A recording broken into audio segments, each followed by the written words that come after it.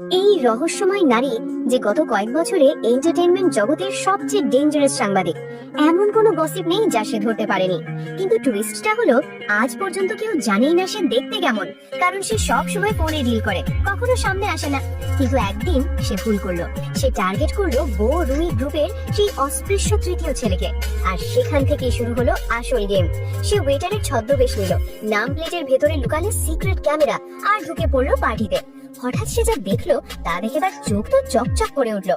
বাইরে ভদ্র নিরীহ অভিনেত্রী, আর ভেতরে ওই তৃতীয় ছেলের সাথে হাসি ঠাট্টা করছে। সে ভাবলো আজকের তো ব্রেকিং নিউজ রেডি। কিন্তু ঠিক তখনই পরিস্থিতি উল্টে গেল। তৃতীয় ছেলের সন্দেহ হলো, আর সে সোজা তাকে ধরে পাশের ঘরে নিয়ে গেল। ঘরে ঢুকেই সে তার নাম প্লেট ছিঁড়ে ফেললো, মানে ক্যামেরা ধরা পড়ে গেছে। এবার মেয়েটা একদম সিনেমার মতো ব্রেন ইউজ করলো। সে বলল, আমি আসলে আপনাকে অনেক দিন ধরে পছন্দ করি, সামনে আসার সাহস পাইনি, তাই লুকিয়ে আপনার ছবি তুলতাম। ছেলেটা তাকে মাথা থেকে পা পর্যন্ত দেখে ভাবলো, দেখতে অ্যাভারেজ, কিন্তু অন্ধকারে ম্যানেজ করা যাবে। মেয়েটা তখন বুঝলো ওর না, গেমটা অন্যদিকে চলে যাচ্ছে।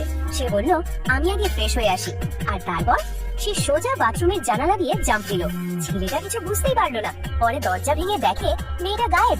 শুধু তাই না, আয়নায় তাকে নিয়ে ট্রোল লিখে রেখে গেছে। সেই রাতেই নিউজ বের হলো, তৃতীয় ছেলে নাকি স্পেশাল সমস্যা আছে। এবার সে তো রেগে আগুন। সে সোজা সাংবাদিকের অফিসে গিয়ে চাপ দিল, ওই ভুয়া ওয়েটার মেয়েটাকে খুঁজে বের কর।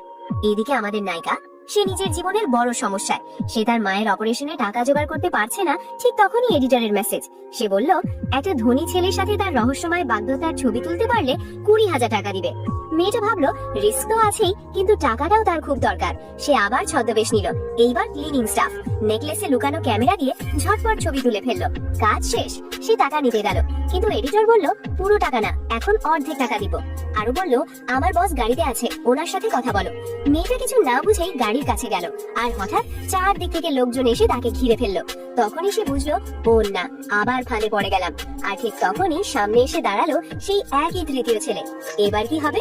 এই ধরা পড়া সাংবাদিক কি আবার পালাতে পারবে, নাকি এবার শুরু হবে আসল খেলা?